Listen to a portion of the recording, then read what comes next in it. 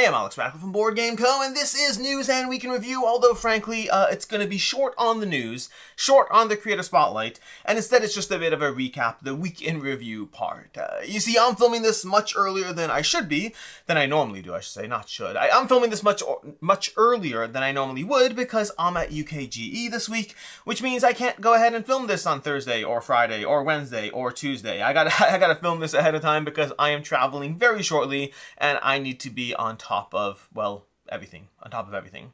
Anyways, with that said, skipping the entire news section. Oh, and if you are at UKGE, by all means, say hi if you see me, or don't. Both are okay. But I'd feel better if you said hi, because that's like, it's cool. It's like cool. It's like I'm like in England. I'm like, it's not just in the US. Like I'm talking to somebody who watches me from a different continent. That seems pretty cool, right? I think it's cool. Anyways, that said, we're going to go ahead and dive into the Week in Review, just skipping directly to the video section. The videos we put out this past week. On Sunday, I did a how do you rate a game, or do you grade games on a curve? Basically a conversation around the nature of rating scales and games, and the nature of so many games coming out each year, and how do you approach that as far as trying to examine or rate them? How do you review a game? What score do you give it? Do you grade it on a curve? Do you not? Does a game stand on its own merits? Do you judge a game based off of everything that came before, after, and at the same time? Like, how do you do that? That was the basic conversation in Sunday's video. Monday was 2 back and not to back. No major campaigns, although this next week's 2 back and not to back would be chock full of large campaigns, but I'm at UKGE, so you'll have to wait to the week after for me to go ahead and cover those. On Wednesday, we had a top 10 space-themed games, as well as a giveaway. I'll avoid talking about any details of the video, because in order to be eligible for the giveaway, you have to not know some of the video. So I'll just say, if you want to see a top 10 space game rankings, both BGG's own top 10 space games, as well as my own personal top 10 space games, and possibly be eligible for winning Crafting the Cosmos, you can go ahead and check out that video that went up on Wednesday. Top 10 space-themed board games. And then on Friday, we had upcoming crowdfunding campaigns for June. I know I just said there's not going to be any news this week, but I guess in the news category, Clutter, if you're familiar with his channel, he is unfortunately closing down. No, this is not the Dragon's Tome with his desperate plea for more Patreon money to keep the channel open. This is genuinely, Clutter is closing down the channel. You can check out his video on that. I'm mentioning this now because I usually shout him out in my upcoming crowdfunding campaigns videos, and he won't be doing those anymore, which is very sad. That's genuinely very sad. Like, it is what it is. People have to make the choice that's right for them at any given point, and sometimes that means stepping away from content creation, or stepping away from anything in that matter. Just content creation has a more public aspect of stepping away. Like, there's a lot of people who watch you, and then suddenly one day you're gone. It is a little weird in that sense, but nonetheless, thank you to Adam for everything he's done over the past 5 years. It's been a journey. I've gotten to know him personally and professionally, and it's been a journey and a delight. And that was Friday's video, upcoming crowdfunding campaigns for June. I was trying to talk about the videos. I just remember that it's a good time to shout out Adam and Clutter for everything he's done. With that, as far as the games covered this past week, we had a whole bunch. We had a review for Money going up this past Saturday. I gave it a 3 out of 5. It's good. Like, it is a good game. Reina Knizia in particular here has so many. Speaking of grading games on a curve, Reina Knizia has so many games that do the same thing that sometimes it's hard for any one of them to stand out. I think that it's a good game. I enjoy it, but I would seek out most of his other games, many of his other games, over Money. We also had a Play This Not That between Black Forest and Glass Road. Eventual points went to Black Forest at the end of it by a hair's breadth. Both have a place in my collection. They both do different things for me. If I had to only keep one, well, it depends. The way I put it in the video is, if I had to choose between Black Forest or Glass Road, I think Black Forest is better. But if I'm keeping the rest of my collection and I could only keep Black Forest or Glass Road, I would keep Glass Road because it is a bit more unique. Versus if I could only keep one game, period, from all the games on planet Earth, if I could only keep Black Forest or Glass Road, I would keep Black Forest. But with the context of the rest of my collection, I would keep Glass Road. Hopefully that makes sense, and honestly, if it doesn't, watch the video. I go into it more in there. But if you also want to see a general breakdown of the differences between the two games, trying to get a sense of which one's right for you, I think that video could be very helpful. Then we also had, on Tuesday, we had a Tomb Raider, which went up on Tuesday? I think the preview went up on Tuesday. We had a preview for Tomb Raider done by Meg on the channel. This was sponsored coverage. I did not play it because it's a solo game. She played it and covered it, and she seemed to like it. She seemed to be excited about it, but sponsored coverage. It's not really an opinion. It's just me talking about the games we covered. Past that, there was a preview for Dawn of Madness. This is an interesting one. I did an unboxing earlier because I was excited to dive into it. Dawn of Madness is an intimidating game with a ton to the experience, but it is a very narrative-rich experience that is, how to put it, there's a lot to love about the game, and there are some things to dislike about Dawn of Madness.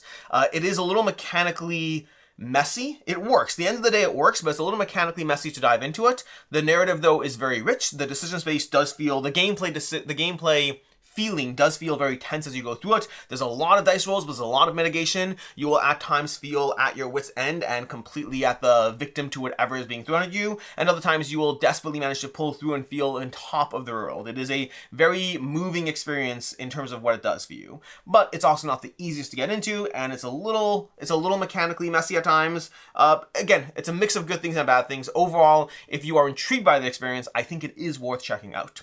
And then we did a gameplay. There's a sponsored gameplay for Nexus that went up on Tuesday, as well as a review that went up on Thursday. Reviews, as always, are unsponsored, but I do always understand when it muddies the waters, when a publisher engages in some sponsored content and some unsponsored content. For context, just for like awareness of, so that you know how things work, when there's a preview and a gameplay, that means the publisher paid for the gameplay and for the preview. They paid for both those videos separately. When there's a review and a sponsored gameplay, it means the review was just me doing the review, and the sponsored gameplay was them paying for a sponsored gameplay. Usually the way that plays out is usually they will ask me for a review, which I'll say yes to, and then after they'll ask for additional content, and then I'll offer them a gameplay, but I will no longer do, I'll try, there's been like one exception, I'll try to not do a preview and a review at the same time. I think that muddies the waters a bit too much just from trying to distinguish the types of content. I think I did it once, and again, usually it's an issue of timing when a publisher asks for one thing, then another, as opposed to all at once. When they ask for it all at once, I'm usually more transparent about, like, this is how I operate, this is what I do.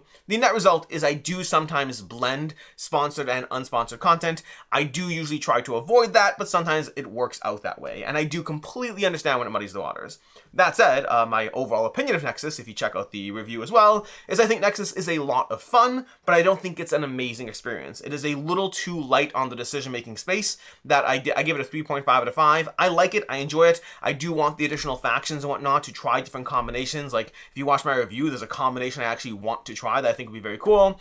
But ultimately, I do think it is more on the lighter side. It's more in the weight class of Dice Throne for me. And Dice Throne is a game that I still have, but I have it because of the production quality and the accessibility, not because I think it's the best game ever. It's a good game that I enjoy and I have fun with. Anyways, that was all of that. And then lastly, Sniper Elite. I did a review of, well, one of the 2 expansions for Sniper Elite. They're doing a crowdfunding campaign for 2 expansions. I got sent one of them to cover, basically the 2 new maps. You can watch that video. Short version is I think both maps add new, interesting things to the game. I don't think they change my opinion of Sniper Elite at all. They just add more ways to engage with the experience. If you like Sniper Elite, this is more Sniper Elite. If you don't like Sniper Elite, this will not change your mind at all. And those are the games we covered this past week, which brings us to today. Today we're going to have a video for Pergola. I say we a lot, which I guess technically we could mean Meg as well, but like a lot of it is me, and then sometimes there is a we. Today I will have 2 videos going up. I'm going to have a review for Pergola going up, as well as a review for Inish, the Inish expansion. There's a lot of expansions I'm covering, I'm realizing now. Anyways, we'll have a review for the Inish expansion, the Inish big box and expansion, I guess.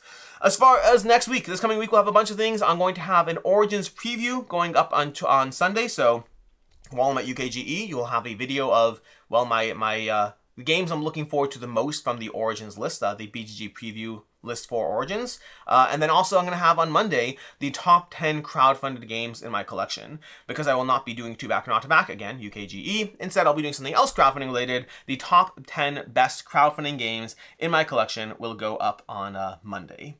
As far as the games on the table, as usual, these are the games I hope to be diving into this week. I am only confident that if I get one of these, that'll be good. Again, tight week right now. But Twisted Cryptids, just read the rules for this. There's a chance I play this tonight. For Shuffle, I want to dive into this again because I've been meaning to review the expansions, but I've only played the expansions like twice, so I want to get in a few more plays. But for Shuffle, there's a chance I'm playing it tonight. Both of these are a chance I'm playing tonight, so these ones are maybes. Then we have How to Save a World, which just arrived. I would love to get this played soon. I don't know if I will be able to before the week's over, but I would love to. And then Crimes and Capers. This is also a maybe because I've been slowly diving into a bunch of escape room games that I haven't tabled. I plan on doing an escape room roundup series. I've done one once a long time ago. I plan on doing another, covering covering like 5 or 6 different escape rooms in a single video. I've already done two or three. I think 2. I've done 2 of them, and I have 4 more to go. Crimes and Capers is one of the 4 more I have to go through.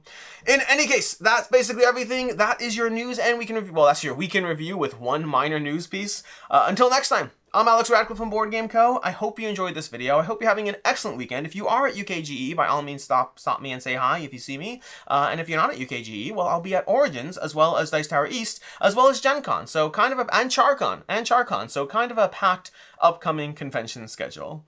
In any case, and until next time, I'm Alex Radcliffe from Board Game Co. I hope you enjoyed this video, and as always, I hope you have a good one.